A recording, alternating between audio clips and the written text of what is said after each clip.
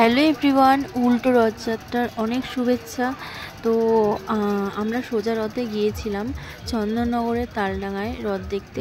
তো এবারে উল্টো রথে আর সেখানে আমরা যাইনি। উল্টো রথের দিন আমরা গেছিলাম হচ্ছে তোমার রবীন্দ্রনগরে, আমাদের এই কাছেই।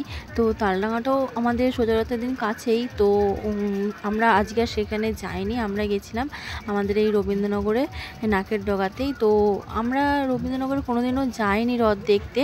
তো এবারে একজনকার মুখে শুনলাম যে ওখানে রথ হয়, তো আমরা মানে দেখতে গেছিলাম ওই রথটাই। তো তার সাথে আমরা কিছুক্ষণ দাঁড়িয়েছিলাম সেখানে। ওই রথটা তো দেখলামই, তার সাথে পিছনে আর একটা রথ আসছিল।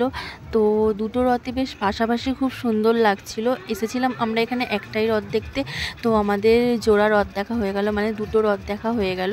দুটো রথই খুব সুন্দরভাবে সাজিয়েছে, রথগুলো বেশি বড় না, ছোট রথই। আর খুব ভালো লাগছিল। আর ব্যান্ড পার্টি আর লোকের ভিড় তো অনেকই ছিল।